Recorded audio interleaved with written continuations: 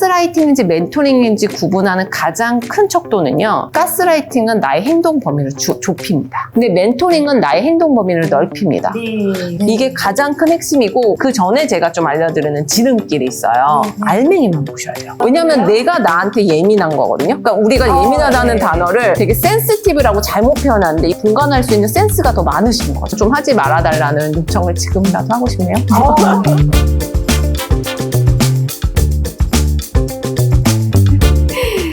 사실 우리가 이런 직장 생활을 하다 보면은 네. 여러 가지 부분에서 눈치를 볼 수도 있고 그쵸. 또 네. 스트레스 받은 경우도 있고 그렇지 않아요? 맞아요. 네. 그리고 특히 이런 상사 간의 갈등, 네. 수직 문화, 네. 이제 그런 맞아요. 부분에 있어서 좀 힘들어하시는 부분들이 많을 것 같은데 네.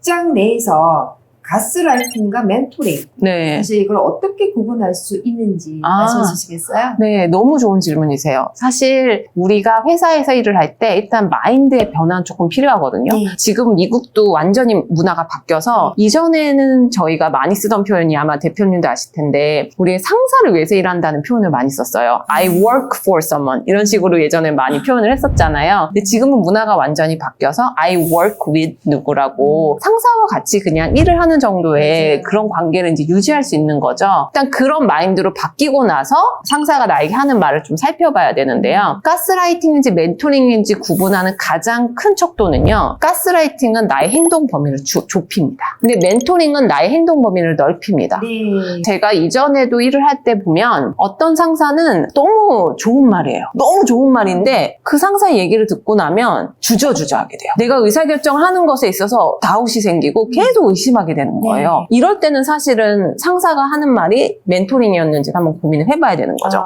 반면에 제가 고민하고 있던 어떤 한 포인트에 대해서 상사가 너는 할 수 있어. 너라면 할 수 있을 것 같아.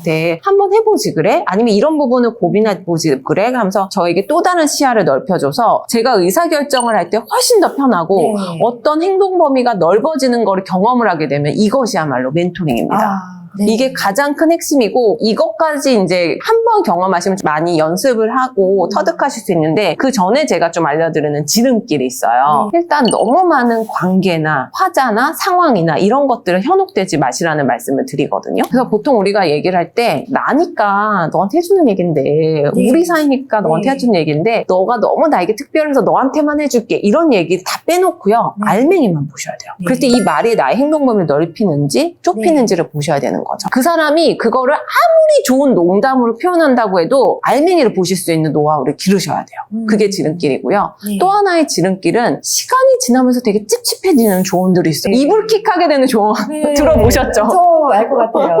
사실 이게 그 당시에는 막 조크고 그 당시엔 농담이고 상황도 너무 좋은 상황이고 또 좋은 사람이 나한테 하는 얘기니까 다 멘토링으로 받아들여요. 근데 집에 들어와서 자려고 보면 약간 찝찝한 거예요.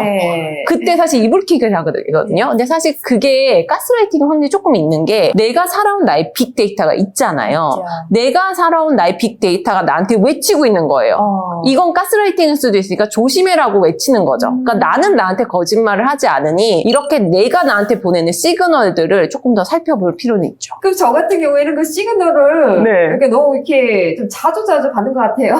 근데 그게 되게 굉장히 좋은 거예요. 왜냐면 내가 나한테 예민한 거거든요. 그러니까 우리가 예민하다는 단어를 되게 센시티브라고 잘못 표현하는데 이건 센서블 하신 거거든요. 이렇게 센서블 하신 분들이야말로 내가 원하는 나의 니즈, 내가 원하는 나의 목표, 내가 왜 일하는지 나의 why, 상사가 나에게 한 말이 멘토링인지 가스라이팅인지 이거를 분간할 수 있는 센스가 더 많으신 거죠. 그런 건가요? 저는 항상 좀 그런 생각을 많이 해요. 하루가 지나고 그때 하다 보면은 좀 쉬다가 보면은 그때 있었던 일을 이렇게 생각을 하잖아요. 맞아요. 네. 아무 생각이 없는 거는 마음이 편한 거잖아요. 그렇죠. 네. 근데 생각을 한다는 거는 뭔가가 걸리는 부분이 있으니까 생각을 하고 맞아요. 좀 그런 거가 좀 자주 있는 것 같아요. 많아요. 네. 저도 사실 이제 미국에 있을 때 한 15년 전 얘기예요. 근데 그 당시만 해도 약간의 인종차별이 있던, 지금도 그렇지만 약간 더 많았던 시절이었는데 굉장히 좀 센시티브한 얘기긴 한데 어떤 상사가 저한테 되게 좋은 얘기를 했어요. 일레인 너는 동양이니까 수학을 굉장히 잘할 테니까 이 숫자 다루는 걸 좀 해보지 그래 라고 얘기를 한 거예요. 거예요. 근데 그 얘기를 듣고 나서 네, 전 숫자를 다룰게요 했는데 집에 와서 자려고 보니까 찝찝한 거예요. 왜냐하면 내가 동양인이라서 숫자를 잘 다룰 것 같다는 선입견 안에 나를 포장을 해버리니까 나라는 개인 고유의 능력이 없어지는 느낌인 거예요. 그냥 일일이 내가 너를 여태까지 봤는데 너는 숫자를 잘 다루는 것 같으니까 한번 데이터를 돌려버려? 이렇게 얘기했으면 참 좋았을 텐데 왠지 나의 하나의 인종의 스테레오타입에 물론 좋은 말일 수 있지만 포장해서 그 업무를 주니까 제가 좀 마음이 불편했던 거죠. 그래서 그 당시에 그 보스한테 가서 얘기를 못했던 게 지금도 후회돼요. 네. 15년 전에 보스한테 누군가를 멘토링할 때 너무나 많은 선입견 아니면 어떤 사람의 행동을 규정짓는 행동을 좀 하지 말아달라는 요청을 지금이라도 하고 싶네요. 예, 좀 말씀이시네요. 네. 규정 짓는다. 네. 이거 완전히 이제는 확실하게 구분할 수 있을 것 같아요, 작가님. 네. 그리고 책에서도 네. 이렇게 언급을 하셨는데 우리가 그 스페셜리스트 네. 얘기를 하잖아요. 맞아요. 네. 근데 여기서는 제너럴리스트 이렇게 언급을 하시면서 네. 제너럴리스트가 스페셜리스트보다 소목한 그렇게 보고 있다. 네. 그 이유가 무엇인가? 사실 그 생각 좀 했었거든요. 스페셜리스트, 네. 프로페셔널 네. 이런 단어들을 많이 쓰고 네. 또 그거에 대해서 좀 자부심을 갖고 얘기를 하잖아요. 그쵸. 맞아요. 네. 근데 이제 제너럴리스트 네. 갑자기 등장을 했단 말이에요. 네. 책에서 네, 맞아요. 네. 왜 제너럴리스트가 스페셜리스트보다 성공할 수 있는 이유가 있는지 한번 얘기 좀 해보시겠어요? 네. 사실 제가 말씀드리려고 했던 제너럴리스트, 스페셜리스트는 어느 정도 이제 리더의 단계 이후의 얘기였던 것 같아요. 그래서 사회 초년생들은 사실 자기 스페셜티 하나는 가져야 되죠. 그거 충분히 파고 팠는데 이제 자기 스페셜티가 충분히 있는데 이제 리더의 자리는 사실 한정되어 있잖아요. 그럴 때 내가 내 영역의 것만 하겠다고 고집을 하는 것이 아니라 우리는 결국 궁극적으로는 회사원이기 때문에 회사가 원하는 일을 해줄 수 있어야 되거든요. 내가 원하는 일만 고집하고 내가 이것만 파겠다고 고집하면 무부업하게는 약간 한계가 있지 않나 이렇게 생각을 했었습니다. 그래서 저 또한 이제 기획이라는 저의 스페셜티는 있어요. 그리고 마케팅이라는 또 스페셜티는 있어요. 그런데 이제 연차가 많아지면 많아질수록 무부업을 하기 위해서는 사실 이 모든 걸 포괄할 수 있는 사실 그 어떤 영역에 저를 내일 떨어뜨려 놔도 습득해서 내가 리더 역할을 할 수 있는 그런 사람이 저는 제너럴리스트라고 생각을 했었습니다. 근데 제너럴리스트 이렇게 언급을 딱 하니까 또 그렇게 설명해 주시니까 저도 같이 일하는 분들 있잖아요. 어떤 느낌이라는 거가 갑자기 정리가 됐어요. 정말 한 사람이 많은 일을 할 수 있는 사람이 있잖아요. 그렇죠. 맞아요. 그리고 또 한 사람이 하나의 일을 전문적으로 그 일만 하는 사람이 있어요. 맞아요. 근데 어떻게 보면은 제가 봤었을 때는 정말 우리가 일당백이라 그러잖아요. 그렇죠. 그 한 사람이 모든 일을 했었을 때 그렇죠. 일의 효율은 상당하더라. 사실 그 생각을 제가 하고 있었는데 맞아요. 작가님께서 이제 제너럴리스트를 딱 설명하면서 스페셜리스트 차이점 설명하니까 그냥 한꺼번에 정리가 되어버렸어요.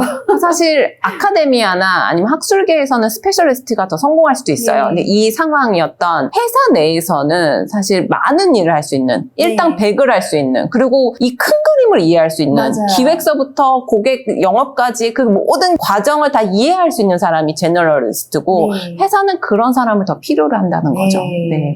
정말 동의합니다. 그리고 또 제가 궁금한 점이 있었어요. 작가님께서는 회사에서 아무도 건드리지 않는 일. 그렇죠. 또 언급하셨고 해본 적 없는 일.